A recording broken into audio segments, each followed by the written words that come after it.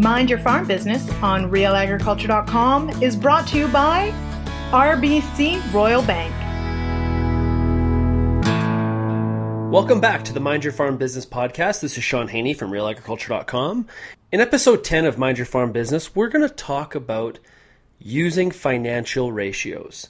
Okay, so I know financial ratios, that's kind of accountant's thing to do.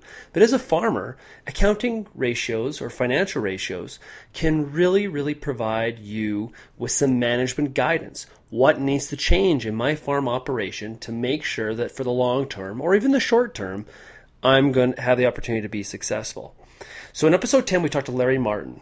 Now, Larry Martin really is an expert in the use of financial ratios in agribusiness and in primary agriculture. So I really had a couple questions for Larry. First of all, why are financial ratios even important at all?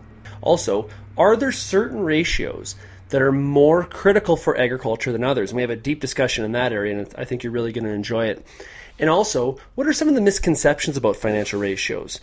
What is sort of the problem or one of the issues or some of the issues that farmers tend to run into when they're actually trying to apply the theory of financial ratios in farm management? So there you go. I really think you're going to enjoy episode 10 of Mind Your Farm Business. Thank you again to RBC for being the sponsor of Mind Your Farm Business, and I hope you enjoy episode 10.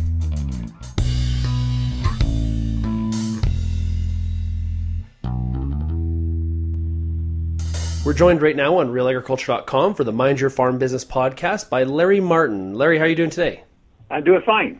Hey, Larry, thanks for joining us. Larry, today we're going to look at financial ratios, but before we do that, tell the audience a little bit about yourself.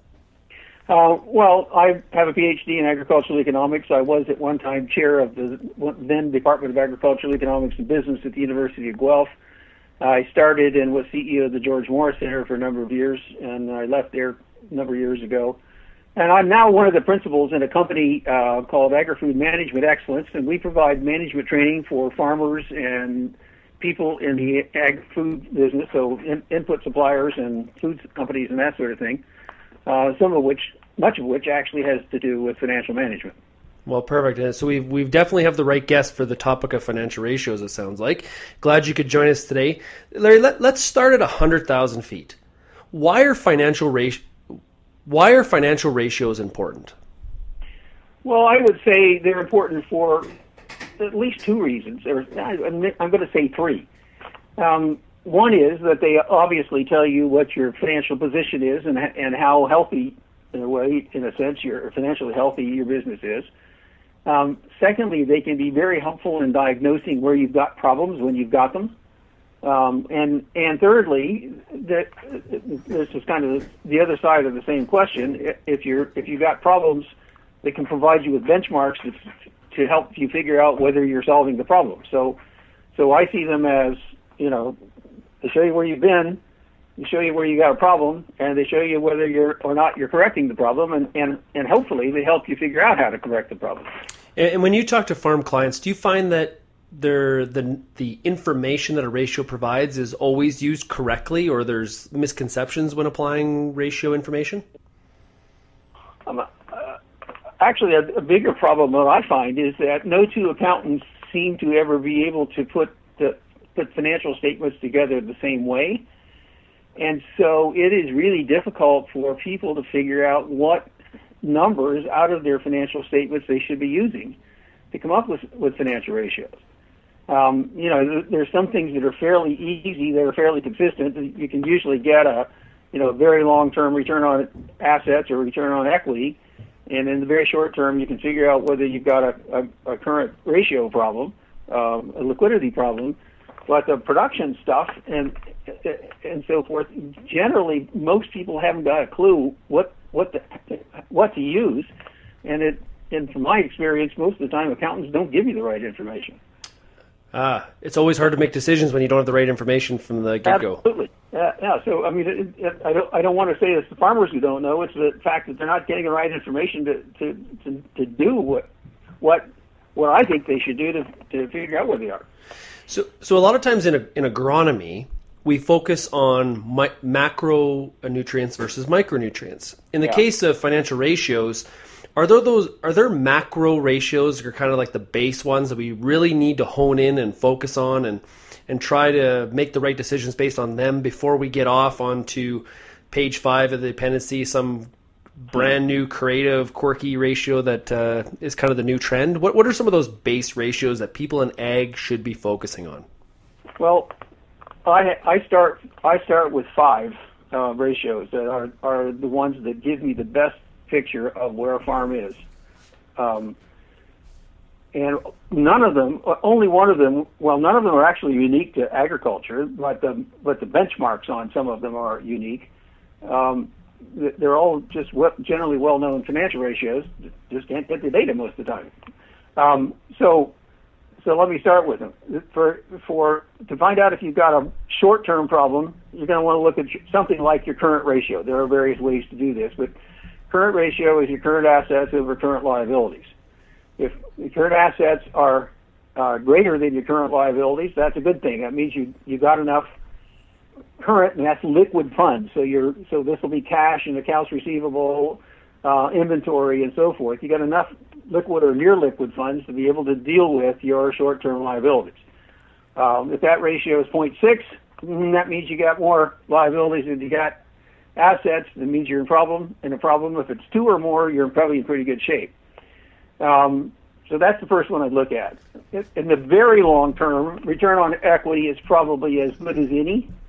But by the time you get around to doing your return on equity, it's really a long-term. It's a long-term thing, and it's not going to help you very much with your management decisions. But it does certainly tell you how good of an investment your operation is. And in agriculture, it's got some measurement problems, but we'll come back to that probably a little bit later. The other 3 ratios are ones that they're all related, but I find them really useful in understanding and diagnosing whether you've got problems. And the first of those would be what we call the gross margin ratio. That's basically your revenue, your sales or your revenue, minus your cost of goods sold, which in a grain or crop farm would be the cost of fertilizer, the cost of seed, the cost of chemicals, that sort of thing. It's the cost of the material you're buying that turn into something that's going to be of value. So I take that cost of goods sold off of my revenue, and then I get a gross margin, and I divide that back into the gross revenue. And for what we find is for grain farms and a lot of livestock operations, but certainly not feedlots, but lots of livestock operations, that ratio should be around 65% or more. And it's really good. If it's way less than 50%, it means that you've got something, you're having some problem with either your yield, you're paying too much for your inputs, you're not getting enough of your outputs, but it's a very helpful one.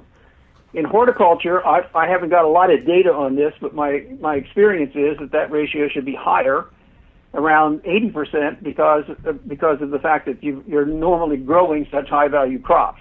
So you're going to have higher labor costs, which aren't taken out of that ratio, than the livestock and crop guys are. The second one is what we call the contribution ratio, which is the difference between gross margin and your operating expenses, which is your labor cost, the cost of operating your machinery and equipment, and that means fuel, lubrication, repairs and maintenance. It does not include depreciation. Land rent would be in there. Those are the major things that would go into that category. And I'm going to turn it around and talk about it the other way instead of the contribution rate margin. Again, on grain and livestock farms, we want to see that cost be somewhere in the neighborhood of 10 to 15% of, or 15 to 20% of your sales, with the horticulture operations, you would expect that set of costs to be a higher percentage. Okay. And then the last one is what I call operating efficiency ratio, and it's your operating income, which is the technical term that everybody talks about is EBITDA. It's earnings before interest, taxes, depreciation, and amortization. So it's all of your operating costs. It takes off the cost of goods sold, it takes off those operating expenses, but it also takes off if you're paying yourself as as a manager, or you're paying managers, or it's your office expenses, your insurance, those kinds of things come off. And again, for most farms, we expect that if they're really good, they're going to be in the 35% range or higher. So when I, in fact, that's actually the one that I look at first, because if that ratio is in the 15 to 20% range, I know there's a problem someplace in their operations. If it's in the, I can go to people in the same industry, and one of them might have a 60% operating efficiency ratio, and one of them has a 20% operating efficiency ratio. So I know it's not an industry problem; it's a management problem for the one that's got the 20% operating efficiency ratio. So those are the ones that I think really get at your. I'm going to actually add one more if I can. Go ahead. They really how to understand and diagnose how well you're doing with your actual operations. I will add one more, so I'm going to make it 6 instead of 5, and that is what a lot of people look at is debt to equity to figure out whether you're over leveraged or have too much debt. I don't find that very useful myself, and for a whole bunch of reasons. So what we look at is debt to operating earnings, or debt to EBITDA, using that term that I just had a minute ago. So your debt over your earnings before interest, taxes, depreciation, and amortization. For many businesses, bankers will say, for example, that ratio shouldn't be more than a 2 or 3 to 1, 2 or 2.5 to 1. So in other words, what it says is if your total debt is more than 2.5 times your operating earnings, then you probably got too much debt. It's going to take you a long time to pay it off. Okay, and therefore you're in a risky position. In agriculture, the average ratio is around 5 in Canada. It's about 2.5 in the U.S. But bankers are willing to go with it being higher in Canada for a number of reasons, and I'm okay with that. But when I see somebody come in at 16 to 1, basically it says it's going to take me 16 years to pay off my debt. If I don't do anything except take my operating earnings, I don't pay interest, I don't pay my interest, I don't pay my taxes, I don't pay myself for ownership, and I don't reinvest in anything, it's going to take me 16 years to pay off my debt. And that's a little bit highly leveraged, I would say. Okay? So those are the 6 ratios that I start with. I'm glad you mentioned debt to equity, and you've sort of switched it to debt to EBITDA, and I understand. I think I understand why. The difference is that in the debt to equity situation, you're counting, like, say, the increase in land value, whereas debt to EBITDA, You're actually looking at what is the business generating for earnings. Exactly. That is exactly the reason that I for the difference, or for why I like to look at it, because, as I like to say to people, if you got a whole bunch of land and you got a whole bunch of debt, you've incurred a whole bunch of debt to buy a bunch of land or something else, there's only 3 ways you can pay it off. One is you pay it off from the earnings that you get from it. The second one is you got a rich uncle, or thirdly, you're going to have a sale. Yeah. and when you look at a farm that's got a 16 to 1 debt to EBITDA ratio, and they've got maybe a 16% operating efficiency ratio, my first reaction is you're going to have a sale. There's no way that you can possibly continue like this. You're incurring way too much debt for how much your assets are giving you in terms of returns. So a lot of our listeners are going to hear the 6 you just outlined, Larry, and a lot of them are going to be familiar with some of the numbers, and they're going to say, yeah, that's about where our current ratio is. That's good. Check. But let's just jump back to debt to equity for a second. A lot of our listeners are going to have that as a covenant on their loan with their financial institution. Yeah. So why is that? And frequently current ratio is as well. So those are kind of the 2 main ones a lot of times that are the covenants. Why is debt to equity still used as a covenant? I have no idea. I really don't. I was on the board of Ridley Canada until we sold it to Alltech here a few months ago, and it was a really interesting company because it had almost no debt. Last year we refinanced our whole debt facility, and there was a covenant on it. I can't remember exactly what the covenant was, but it was debt to EBITDA. They didn't care about debt to equity, and I don't get. I guess the reason they do use debt to equity is because despite the fact lenders tell you that they only lend on the basis of cash flow, what that suggests to me is they're actually lending on the basis of assets. And so if you're concerned if your lender is concerned in your covenants with debt to equity, you're basically saying, if you fail, I'm really concerned about whether you have enough assets to pay me.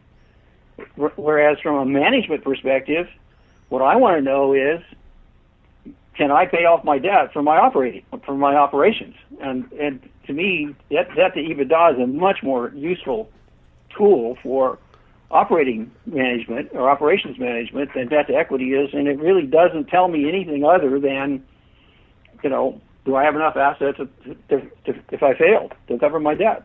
Yeah. So when somebody turns on ROB TV, they're likely to hear stock analysts or CEOs talk about internal rate of return, IRR, right? So our internal hurdle rate, all these fancy terms that all mean the same thing. From a return on an equity standpoint, why is that one that maybe necessarily isn't, you don't hear that mentioned a lot in agriculture? Yeah, okay, how do I respond to that one? I think you're going to see it more frequently. To me, internal rate of return is really about, it's not necessarily about it's not the same kind of ratio. It's it's asking the question, if I make an investment, is it going to pay me enough for me to make the investment? So if I'm going to go look at a tractor or harvester or something like that, if I'm using internal rate of return, what I'm trying to do is to figure out what is this asset going to return to me over the next number of years, relative to what it's going to cost both to buy it and to operate it. But I want to take the net returns over the number of years and bring them back to a current value. So I'm going to discount it for inflation and that sort of thing. And so it's really, to me, internal rate of return is really all about, if I'm going to make an investment, will it give me a high enough return? So I might want an internal rate of return, let's say 11%. And so I go through that process, and if it gives me 15, it says, okay, then it's above my hurdle rate of 11%. So that's one thing you do with it. You use it to evaluate whether you're going to make an investment, and then after the fact, you figure out whether, in fact, your analysis was correct. So you're figuring out whether your investment really paid. So to me, it's about managing assets, if you will. So it's a very specific thing, whereas those other ratios are more about the business, the overall business itself. Okay. Am I making sense of that? Very much so. Thank you. That's good. Yeah. So a lot of our listeners are going to be producing likely an annual financial statement that they would hand into their lender. Some may even be doing it quarterly, and some of our larger listeners may be doing a monthly internal statement they're providing to their lender. How often should you be looking at the numbers when dealing with some of these ratios that you've suggested? Well, it depends a little bit on the type of farm you have. I'm on the board of directors of a greenhouse, of a company that does a lot of greenhouse product. There's no way I would ever allow that company not to have monthly statements. We have to have monthly statements to know where we're going. But that's a company that's continuously selling something all the time. If I'm in the beef business, if I'm in the pig business, I want to have monthly statements. In the grain business, your monthly statements aren't going to tell you a whole lot. So I'm probably going to be way more interested in quarterly there. Because of the fact that you're not generating cash flow. You got very seasonal cash flows going out, and depending on what your marketing plan is, for pretty limited periods of time when you're having cash flows coming in. So quarterly might be enough there. I can't imagine ever not having anything beyond quarterly for almost any business. So monthly or quarterly, and for a lot of operations, again, if you're in a continuous operation like greenhouse or year-round vegetables of some sort, or horticulture of some sort, or pigs or chickens or something like that. I mean, there's a whole bunch of things that I want to measure weekly, for that matter, at least in terms of my operations. Larry, in terms of financial ratios, is there anything that we necessarily haven't covered or should be talking about in this episode? Well, the only thing I would say that we haven't really mentioned is I talked about, for example, the gross margin ratio. So let's say that I'm on a grain operation and it's my gross margin comes out to be 55% instead of 65%. So I'm saying to myself, okay, if 65% is the standard here, then what's my problem? And then the question becomes, how do you go behind those ratios to figure out what the problem is? And even more generally, if my operating efficiency ratio is 23% and my standard is 35%, now I want to go back and figure out where are my problems. And so that's why I like to break it out into the gross margin, contribution margin, and operating efficiency ratio, because I'll start with the operating efficiency ratio and say, okay, if it's 23%, let's go do the gross margin. All right, so it's 70%, so that's pretty good on my farm.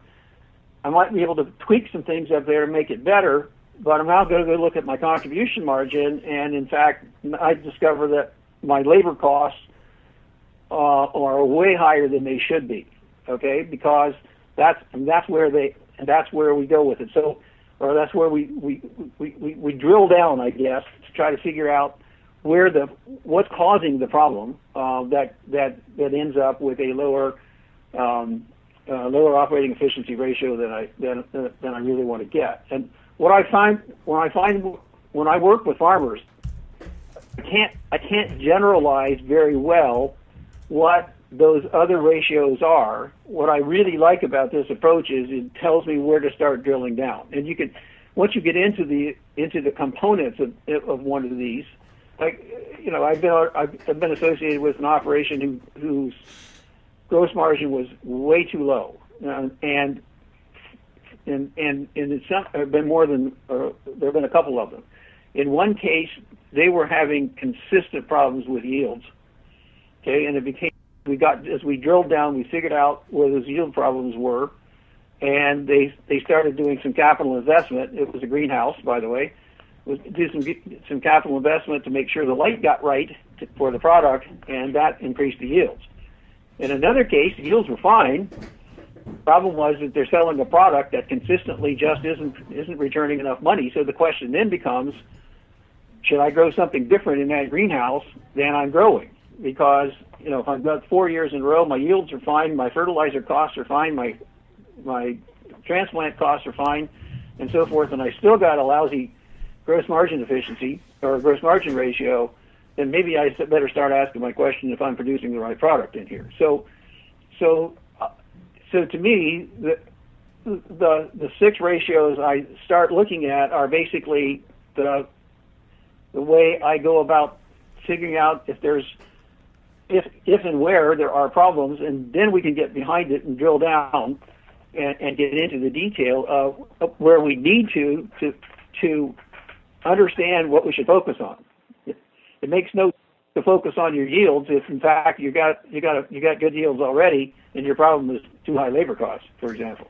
When a lot of people drill down, though, and they look at those components that make up, that help compute that ratio, that number, mm-hmm. it does require some honesty and a little bit of self-discipline not to go into but that number's that way because of this. We need to throw that out. If we threw that number out, everything would be fine. Yeah, that's true. Which is why either you have someone told me who graduated from my C team course that one of the great advantages of C team is we have an environment of brutal honesty there. What that means is, I'm not going to let you find excuses for yourself. I'm going to really hold you accountable to yourself. And you know, it doesn't have to be me, but either you have to have somebody who will do that for you, or you got to hold yourself accountable. I mean, lots of farmers do. I don't have any question about that. It's really easy. It's really easy to excuse yourself, if you will. Either you do or you don't, I guess, at that point. Larry, thanks a lot for joining us today. This has been a great discussion on using financial ratios to help you in your farm management, and I really appreciate you joining us. Good enough. Thank you.